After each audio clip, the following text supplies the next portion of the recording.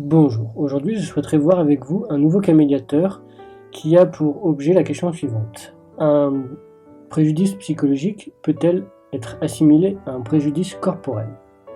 Voilà le cas qui est présenté ou plus exactement, voilà les faits qui sont présentés au médiateur de l'assurance avant prise de position.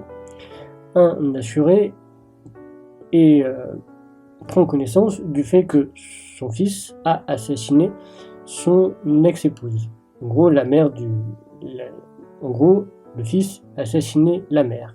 Et lui, le père, en souffre profondément intérieurement.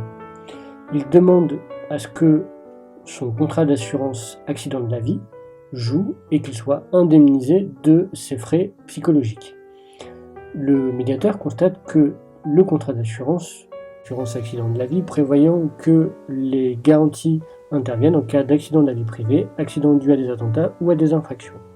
Les dites conditions, donc le contrat prévoyait et notamment définissait les accidents dus à des attentats ou à des infractions comme étant des conséquences des dommages corporels que vous subissez à la suite d'un attentat ou d'une infraction, résultant de faits volontaires ou non, auxquels vous n'avez pas pris part et qui présentent le caractère matériel d'une action ou d'une omission définie et punie par le code pénal. Ainsi,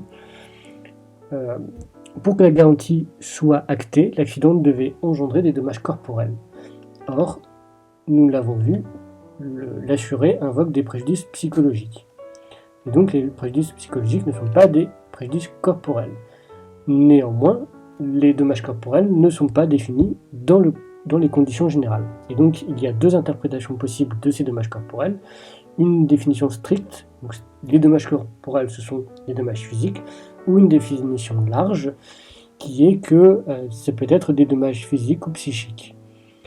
Et comme le contrat d'assurance conditions générales et conditions particulières ne définissent pas exactement le champ d'application de cette notion de dommage corporel, le médiateur, dans le sens de la loi, retient une définition qui est favorable à l'assuré, qui est une définition extensive du dommage corporel, et donc il demande à l'assureur d'indemniser son assuré pour dommages corporels au titre de ces dommages psychologiques.